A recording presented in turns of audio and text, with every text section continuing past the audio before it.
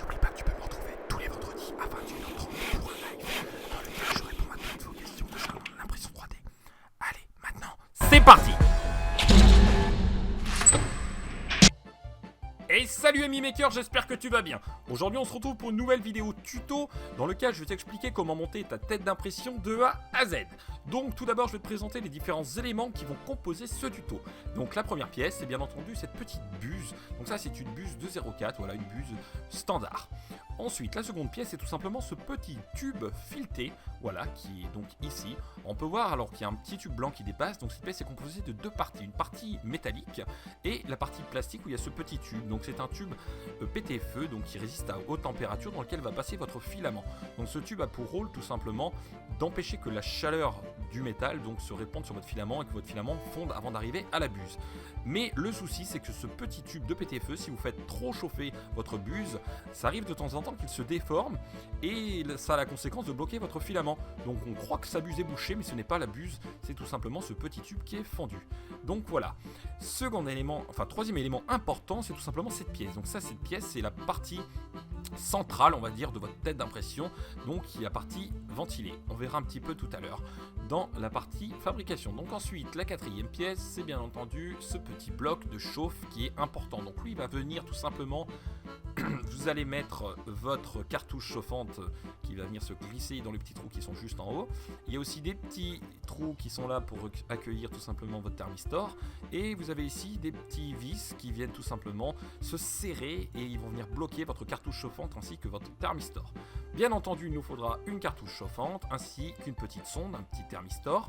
Et donc moi ici j'ai un petit connecteur qui est pratique, donc ça aussi c'est important d'avoir un petit thermistor avec un petit contacteur direct.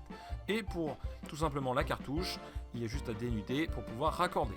Alors, autre élément qui va composer tout simplement votre tête d'impression, c'est aussi ce petit tube en PTFE. Alors ça concerne plus les modèles Delta.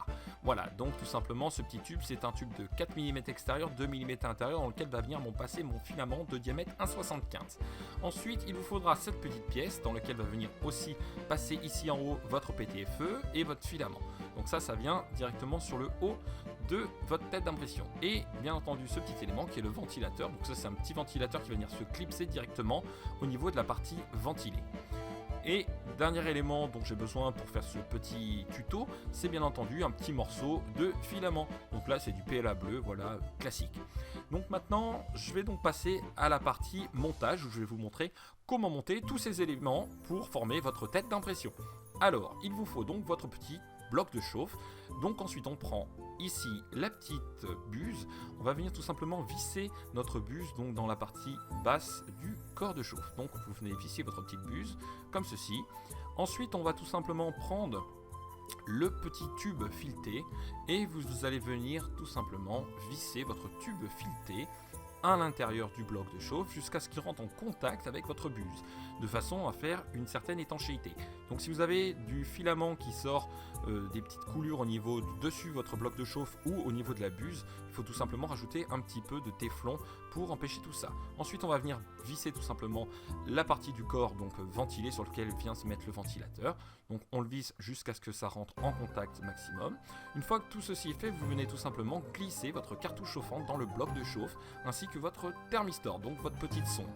Donc tout simplement le rôle de la cartouche c'est de chauffer ce petit bloc de métal et la sonde est là pour dire ah quand c'est trop chaud on coupe l'alimentation et donc ensuite la cartouche va refroidir et quand ça descend trop ça rechauffe etc. etc.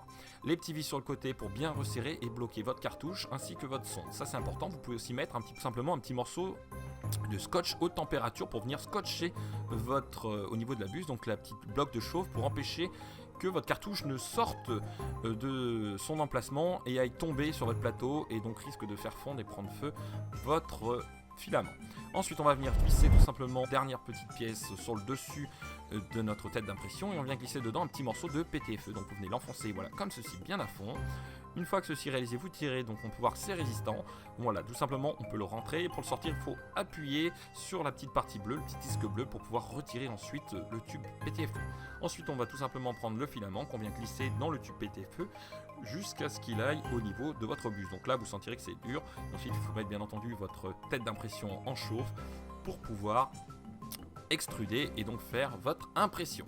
Donc voilà, Important à retenir donc au niveau de la buse, si c'est bouché, vous pouvez regarder mon petit tuto sur la buse bouchée, comment procéder. Et si vous voulez tout simplement un autre problème qui se bouche mais que ça vient pas de votre buse, ça peut venir du petit tube pété feu. Voilà, donc vous voyez ici tous les différents éléments qui ont composé donc ce petit tuto. J'espère que cette petite vidéo vous aura plu. Si c'est le cas, n'hésitez pas à me le dire dans les commentaires si cela a pu vous aider. Et je me ferai un plaisir de vous refaire de nouvelles vidéos de ce genre. Voilà, n'oublie pas de laisser un petit pouce. Et surtout, tu peux cliquer ici sur le petit logo, voilà, pour t'abonner à ma chaîne si c'est pas encore fait. Et sur ce, je te dis à très bientôt. Allez, ciao les makers!